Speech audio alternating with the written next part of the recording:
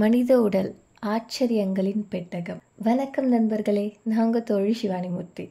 இது ஓம் rhythm of life. நம்ம இன்னைக்கு இந்த வீடியோவில் விந்தணுக்களை பற்றி உங்களுக்கு தெரியாதது அண்ட் தெரிஞ்சுக்கொள்ள வேண்டிய விஷயங்களை பற்றி தான் தெரிஞ்சுக்க போகிறோம். வாங்க தெரிஞ்சுக்கலாம். உங்களுக்கு தெரியுமா, உங்களுடைய ஹார்ட் பீட் துடிக்கிற அந்த டைமுக்குள்ளார உங்கள் உடம்புல 1000க்கும் அதிகமான விந்தணுக்கள் உற்பத்தி ஆகுது. அப்படி உற்பத்தி ஆகிற இந்த விந்தணுக்கள் அதோட வளர்ச்சியை முழுமை அடைகிறதுக்கு 9 வாரங்கள் ஆகுது.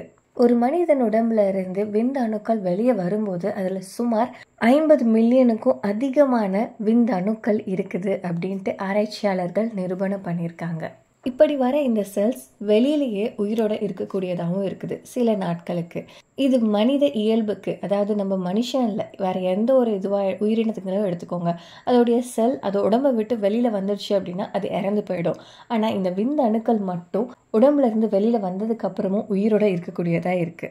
பார்ப்பதற்கே சின்னதா ஒரு ஓவியாய்டு ஹெட்டோட டெய்லோட இருக்கிற இந்த விந்தணுக்கள் சுயேட்சையா டிராவல் பண்ணி போகக்கூடியதா இருக்கு. ஒரு ஆணுடைய உடம்புல இருந்து வெளியாகிற இந்த விந்தணு எப்படி பெண்ணுடைய கருமுட்டையை சென்றடையுது அப்படின்றது இன்னைய வரைக்கும் ஆராய்ச்சியாளர்களால விளக்க முடியாத ஒரு அரிய விஷயமாவே இருக்குது. ஆனா அவங்க ஒரு சில விஷயங்கள் கண்டுபிடிச்சிருக்காங்க. அதுல முக்கியமானது என்ன அப்படின்னா, இப்படி டிராவல் பண்ற அந்த ஸ்பெர்ம் செல்லோடைய டெய்ல் வேவ்ஸ் போன்ற மூமெண்ட்டை கொடுக்குது. இதனாலதான் அது டிராவல் பண்ணுது அப்படின்றத அவங்க யோகிச்சிருக்காங்க. மனித உடல்ல இருந்து வெளியாகிற அத்தனை விந்தணுக்களும் ஒரு பெண்ணுடைய கருமுட்டையை சென்றடையுமான்னு கேட்டா கிடையாது. அதுல ஒரு சில விந்தணுக்கள் மட்டும்தான் அந்த கருமுட்டையுடைய பக்கத்துக்கே போகக்கூடியதா இருக்கு.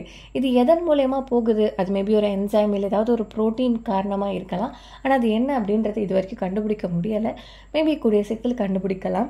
ஒரு ஸ்பெர்ம் செல்லோடைய தலையில கூர் வால் போன்ற ஒரு ஷேப் இருக்குமா. இதுதான் என்ன பண்ணும் அப்படின்னா, ஒரு பெண்ணுடைய உடம்புல இருக்கிற கருமுட்டை 3 லேயரால சரவுண்ட் பண்ணியிருக்கும். அந்த 3 லேயர்ஸையும் பிரேக் பண்ணிட்டு உள்ளார போகிறதுக்கு அந்த ஸ்வாட் போல ஸ்ட்ரக்சர் ஹெல்ப் பண்ணுது. ஆனா ஒரு கருமுட்டைக்குள்ளார 2 இல்லை அதுக்கும் மேலான விந்தணுக்கள் போச்சுன்னா என்ன ஆகும் அப்படின்ட்டு தெரியுமா? அப்படி போகாது. ஒருவேளை அப்படி போச்சு அப்படின்னா மரபு அணுக்கள் சம்பந்தமான நோய்கள் வரக்கூடியதா இருக்கும். ஆனா அது வரத்துக்கு முன்னாடியே அந்த கருமுட்டைக்குள்ளார ஒரு விந்தணு போனதும் அந்த கருமுட்டை தன்னைத்தானே இதுக்கு மேலக்கு வேற எந்த ஒரு விந்தணு உள்ளார போகாதபடி ரிஜிட் ஆக்கிடும்.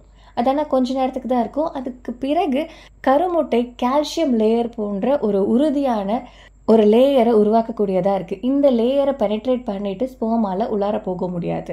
ஸோ ஆல்ரெடி போன ஒரு ஸ்பெர்ம் உள்ளார போயிட்டு வளரக்கூடியதா இருக்கு.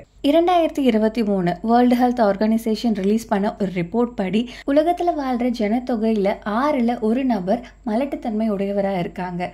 அது பெண்ணா இருக்கட்டும் ஆணா இருக்கட்டும், சம விகிதத்துல இவங்க மலட்டுத்தன்மை அப்படின்ற ஒரு நிலையில காணப்படுறாங்க. இது எதனால் அப்படின்ட்டு பார்த்தீங்கன்னா, அதற்கு பல காரணங்கள் இருக்குது. ஆனால் அதில் ஒரு சில விஷயங்கள் என்ன அப்படின்னா, நம்மளுடைய லைஃப் ஸ்டைல். நம்ம ஒழுங்காக சாப்பிட்றது கிடையாது, ஒழுங்காக தூங்குறது கிடையாது, அதிக அளவு குடிக்கிறது இல்லை ஸ்மோக் பண்ணுறது, ஸ்ட்ரெஸ்ஸு, இது போன்ற காரணங்களால் மனிதனுக்கு தேவையான ஹார்மோன்ஸ் எதுவுமே உடம்புல சுரக்காததால இவங்களுக்கு ஸ்டெரைல், அதாவது மலட்டுத்தன்மை அப்படின்ற ஒரு நிலையை அடைகிறாங்க. இதை பற்றின ஆராய்ச்சி போயிட்டு தான் இருக்குது. கூடிய விரைவில் இதை பற்றி நம்ம படிச்சிட்டோம் அப்படின்னா இந்த மலட்டுத்தன்மையை போக்கக்கூடிய ஒரு மாற்று வழியை நம்ம கண்டுபிடிக்கலாம். அது வரைக்கும் காத்திருப்போம். நான் உங்கள் தோழி சிவானிமூர்த்தி. இது ஓம் ரிதம் ஆஃப் லைஃப். நன்றி, வணக்கம், வாழ்க வளமுடன், ஜெய்ஹிந்த்.